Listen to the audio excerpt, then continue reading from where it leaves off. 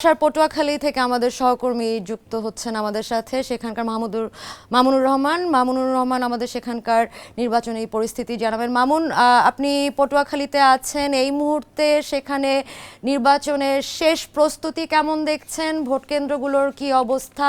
ভোটের সরঞ্জাম পৌঁছেছে কিনা?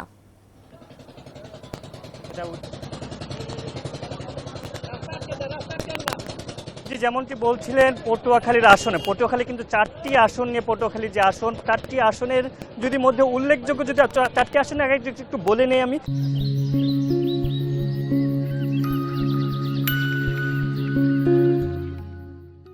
4টি আসনে কিন্তু এবার ভোটার প্রায় 15 লাখের কাছাকাছি এবং এই আসনের মধ্যে এবার 513টি কেন্দ্র রয়েছে, ভোট কেন্দ্র।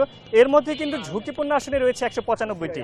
এই ঝুঁকিপূর্ণ 195টির মধ্যে কিন্তু পটুয়াখালী 2 এবং 3-এর মধ্যে সর্বোচ্চ ঝুঁকিপূর্ণ আসন রয়েছে। আমি এই মুহূর্তে রয়েছে পটুয়াখালী 3, যে গলাচিপা দশমিনা সেই আসনটিতে। সেখানে কিন্তু আমরা দেখেছি 124টি আসন, সেই 124টির মধ্যে কিন্তু 80টি আসনে ঝুঁকিপূর্ণ। সেই 80টি আসন ঝুঁকিপূর্ণ নিয়ে আমরা কথা বলেছি আইন শৃঙ্খলা বাহিনীর সাথে। এবং এখানকার যে প্রার্থী, সবচেয়ে আলোচিত যে প্রার্থী বিএনপি জোট থেকে যেই ট্রাক মার্কে যিনি দাঁড়িয়েছেন, ভিপি নুরুল হক নূর, তিনি আমাদের সাথে রয়েছেন। আমরা সরাসরি চলে যাব এখানকার নিরাপত্তা পরিস্থিতি শুরু করে আগামীকালকের যেই অবস্থা সবকিছু নিয়ে তার কাছে আমরা জানতে চাবো। কি মনে হচ্ছে আগামীকালকের যে নির্বাচন, সেইতে কোনো ধরনের সহিংসতার আশঙ্কা করছেন কিনা? ভোটারদের সারা কেমন পাচ্ছে?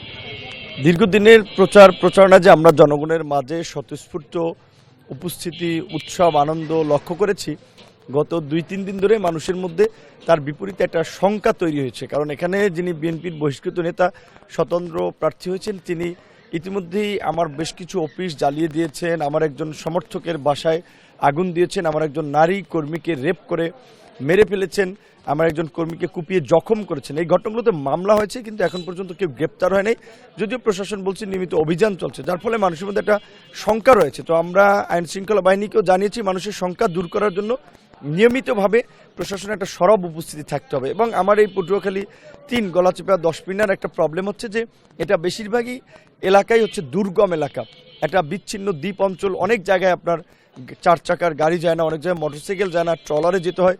তো এখানকার বেশিরভাগ কেন্দ্রগুলোই ঝুঁকিপূর্ণ।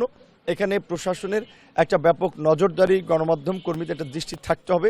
এবং নির্বাচনে আশা করি যে এখানে জনগণ যদি ভোট দিতে পারে এবং ভোট যদি সুষ্ঠু হয়, আমরা এখানে ব্যাপক ভোটই জয়লাভ করব। এখানে হিন্দু সম্প্রদায়ের নিরাপত্তা, আওয়ামী লীগের নেতা কর্মীদের গত 5ই আগস্টের পরে যেভাবে নির্যাতিত হচ্ছে, নিষ্পেষিত হয়েছে, সেই জায়গা থেকে তারা আমার প্রতি অনেকটাই আস্থা রেখেছে বা রাখছে। আমিও তাদের নিরাপত্তা এবং তাদেরকে নিয়েই আগামীর গলাচিপা দশমিনাকে বিনির্মাণের যে পরিকল্পনা, সেগুলো তাদের সামনে হাজির করেছি। বিশেষ করে দুর্গম চর অঞ্চলের রাস্তাঘাট, যোগাযোগের উন্নতকরণ, শিক্ষা এবং স্বাস্থ্য ব্যবস্থার আধুনিকায়ন করা, আমি জনগণের কাছে এই বার্তাগুলো নিয়ে যাচ্ছি এবং জনগণ সেটা গ্রহণ করছে। এখন যেটা আমরা একটা শঙ্কাবোধ করছি যে বিভিন্ন কেন্দ্রে এই স্বতন্ত্র প্রার্থী যিনি হয়েছেন, তার তো ভোট নাই, দল নাই, সংগঠন নাই, তিনি প্রার্থী হয়েছেন মূলত নির্বাচনকে বিতর্কিত করার জন্য, নির্বাচনকে বানচাল করার জন্য। তাদের একটা অসৎ পরিকল্পনা হচ্ছে কেন্দ্রে গণ্ডগোল করে নির্বাচনকে স্থগিত করে রাখা। সেই জায়গা থেকে আমরাও যে কোনো পরিস্থিতির জন্য নির্বাচন হয়, আমরা সেই দিকে ফোকাস দিচ্ছি। আইন শৃঙ্খলা বাহিনী প্রশাসনকে আমরা সেটি জানিয়েছি।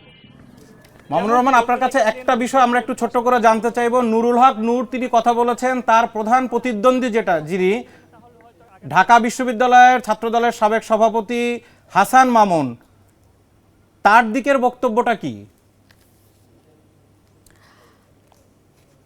আমাদের সংযোগটি আবারও বিচ্ছিন্ন হয়ে গেছে।